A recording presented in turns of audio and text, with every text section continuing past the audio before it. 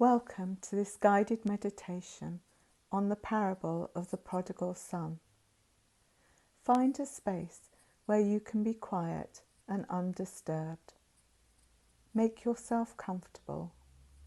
Begin to relax. Become quiet. Become aware of your breathing. Breathing in slowly. Breathing out slowly. Continue to breathe in and out slowly. Totally relax. Go to that safe place in your mind's eye, that place where you can just be, where no one can find you or disrupt you, where you can be with your thoughts. Imagine coming to the teacher again. He is there. It is a beautiful day and the sun is shining. You have been following the teacher around to various parts of the region. Your friends are next to you as you sit and listen to him. It is fascinating. He begins to tell a story. Picture the scene. He tells you to imagine everything he says. 2 sons. The younger one decides he wants his inheritance now. So the father gives this son what he would eventually inherit. The son packs up all his belongings and leaves for the city. Imagine yourself doing this.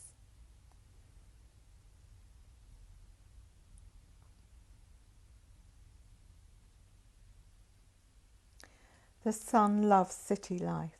He loves the lights, the fast pace, action. He goes to bars, stays out all hours and parties very hard. Eventually, the son spends everything he inherited. He is wiped out. His money is gone. He finds himself on the streets without a place to live or food to eat. He looks for a job. He becomes a labourer on a landowner's farm. He is spent. He has to feed his hunger with food intended for pigs. What would eating and sleeping in a pig's trough be like?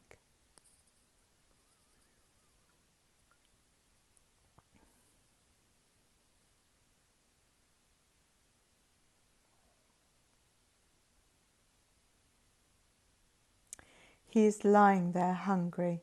He thinks of home.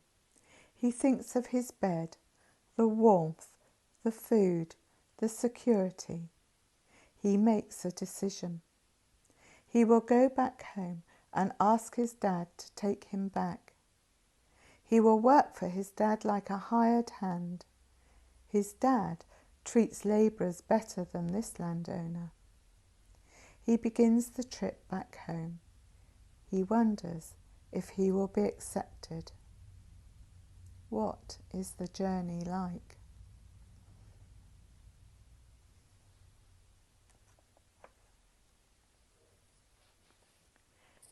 The younger son is almost there. Down the road, his father sees him coming. The son sees the father. How do they feel?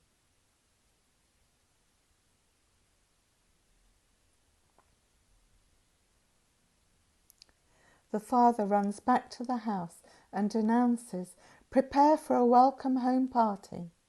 He goes back outside. He runs to his son, his arms outstretched. Tears are running down his face. They hug.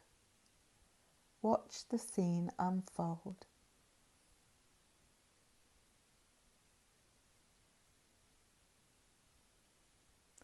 Watch as the son asks for forgiveness.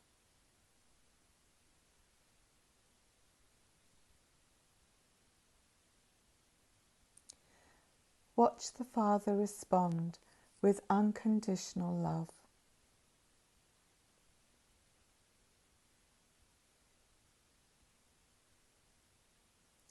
Imagine the preparations that are being made for the party. Watch as the older son comes home from work. He arrives in the midst of the commotion. He asks one of the workmen, "What is going on?"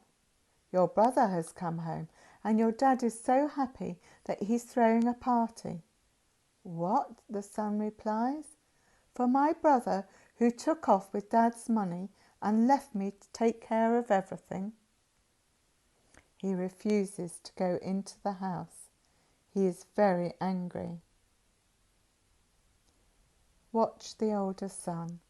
How would it feel to be him?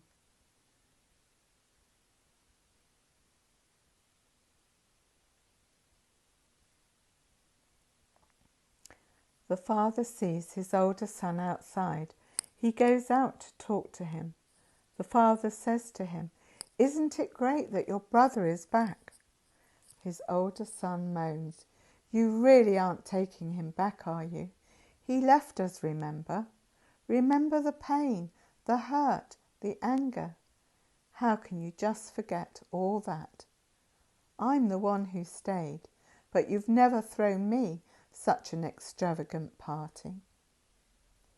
Listen to the conversation between father and son. What do their facial expressions reveal?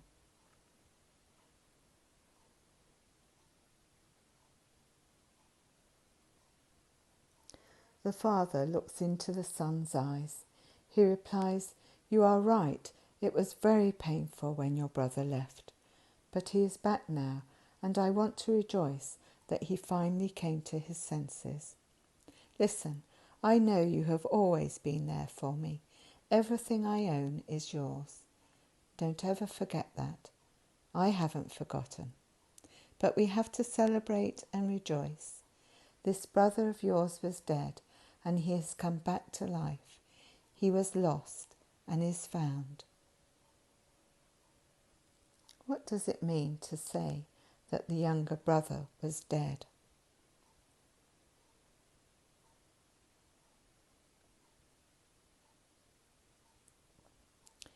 Jesus calls you back from the story. He looks at you. You look at him. He asks you, which son is more like you?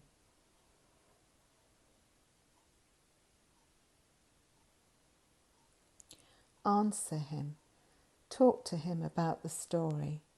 Stay in the moment.